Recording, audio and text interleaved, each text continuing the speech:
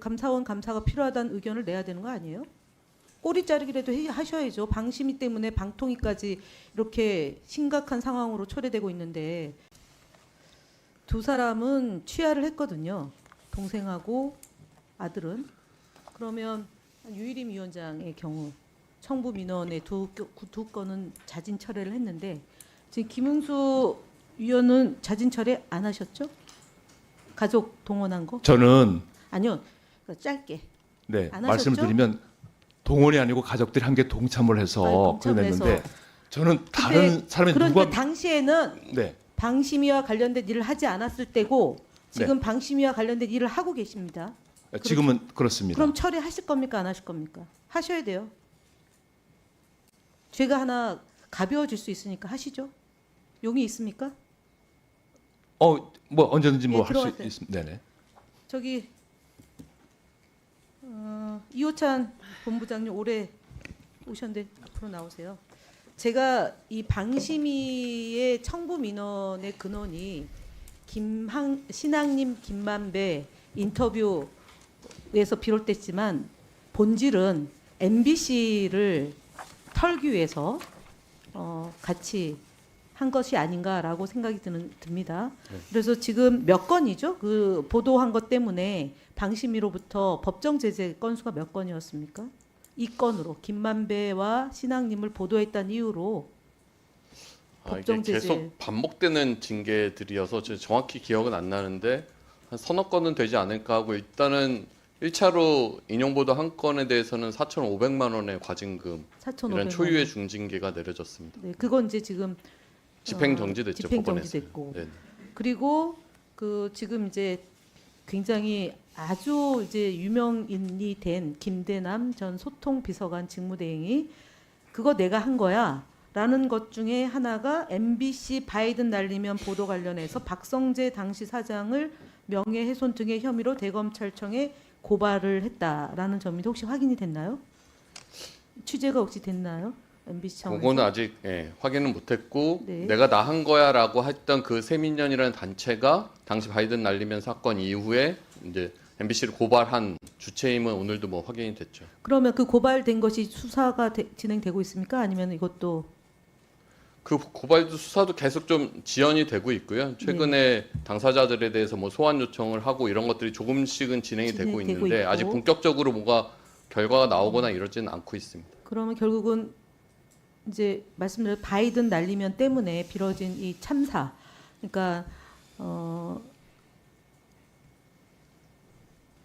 윤석열 정부가 이렇게 지지율이 급락하고 국민들로부터 심판의 대상이 된 배경 중에 하나가 바이든 날리면 보도를 사과로 끝낼 일을 MBC를 탄압하는 도구로 되면서 이제 크게 커졌다 이렇게 봅니다. 그래서 지금 말씀드렸던 바이든 날리면 보도부터 해서 신앙님 김만배로 이어지는 보도했던 것으로 지금 징계받은 거를 조금 더 구체적으로 다음번 또 참고인으로 나올 기회가 있다면 좀 MBC 차원에서 해서 저희들에게 좀 알려주시길 바랍니다. 네, 알겠습니다. 들어가셔도 좋습니다. 방통위 그가 지금 권한 밖의 일이다라고 계속 주장을 하시는데 김영관 기조국장님, 네. 지난번 정현주 방심위 위원장을 수사하고 조사했던 게 무슨 고난 바뀌어서 방통위가 했습니까? 고난이라서 했습니까? 그건 어떻게 된 거죠? 그거는 제가 한 일은 아니요, 안 아닌데요. 했지만. 예, 그거는 저기 그 보조금 사용과 관련돼서 그 보조금 사용이 감사를 한 걸로 검사를 한 위원장의 것으로 알고 출퇴근까지 있습니다. 간 거잖아요. 네? 위원장의 출퇴근 그다음에 업무 추진비 카드 이런 걸로 간 거잖아요. 결국은 방심위의 이 무리한 청부 민원에 의한 이 법정 제재가 행정청에서도 결재를 해서 심의 의결 해가지고 지금 수억 원의 그 손실을 본 거잖아요. 방통위는 이것 때문에 감사원 감사가 이제 곧 개시될 거죠. 그렇죠? 감사원 감사 곧 개시되잖아요. 우리가 26일 날 국회에서 처리가 됐지 않습니까? 네, 예, 감사원 감사 알고 받고 그럼 연타적으로 방심위가 그 예산을 제대로 사용하지 않은 점에 대해서 부당한 집행 때문에 방심위의 법정 제재 이것 때문에 방심위도 조사 대상이 되죠. 방통위에 받게 되면 방심위도 받게 되는 거예요. 아닌가요? 그 부분 제가 잘 조성은 모르겠습니다. 감사원 출신 처장님 아닌가요? 그럼 뭐 감사원에서 판단할 문제라고 생각합니다. 그러면 방통위는 방심위의 법정 제재 때문에 심의 의결한 내용 때문에 수억 원의 그 비용을 쓴 것 때문에 국회로부터 이렇게 질타를 받았다면 방심위에 대한 감사원 감사가 필요하다는 의견을 내야 되는 거 아니에요? 꼬리 자르기라도 하셔야죠. 방심위 때문에 방통위까지 이렇게 심각한 상황으로 초래되고 있는데 그걸 그냥 강 건너 불구경 할 겁니까?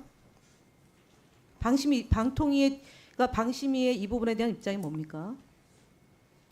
청부 민원이 됐다라는 야당 측의 주장이 일고의 가치가 없다라고 보는 건 아니잖아요.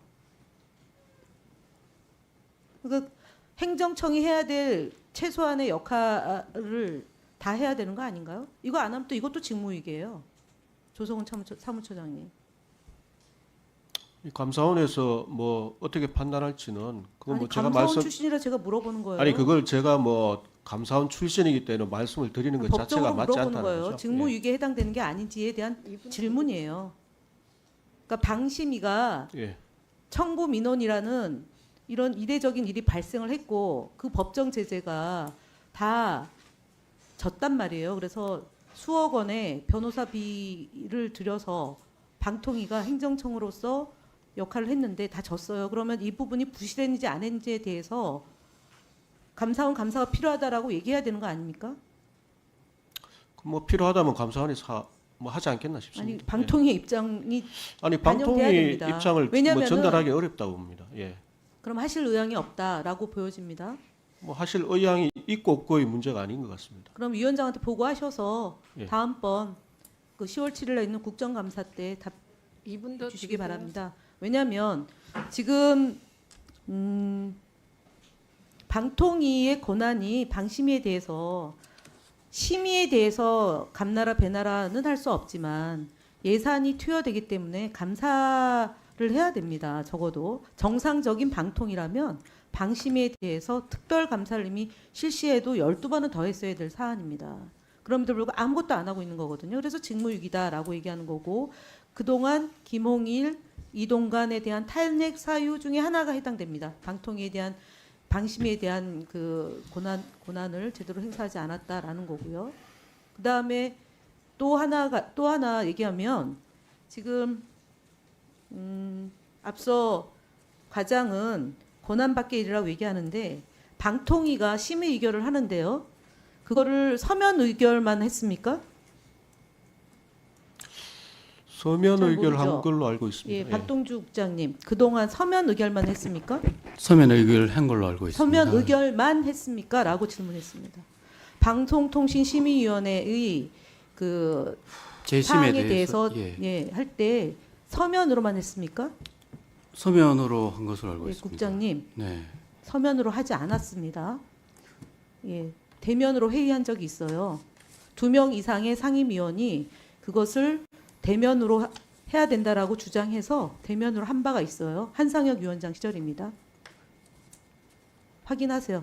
뒤에 과장님 대면으로 회의한 적 있습니까? 없습니까?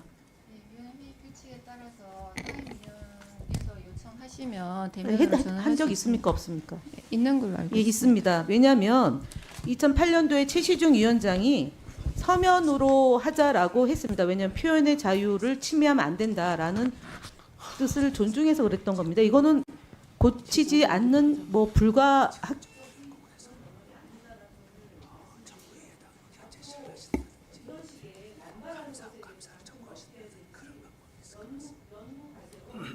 증인으로 신청해도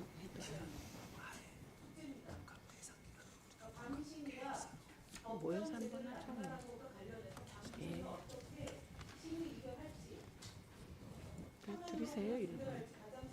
의결할지 아니면 방송통신위원들이 논의할지에 대해서 최시중 체제에서 결정한 것을 어떻게 할 건지 연구 과제로 삼아서 추후에 보고하세요.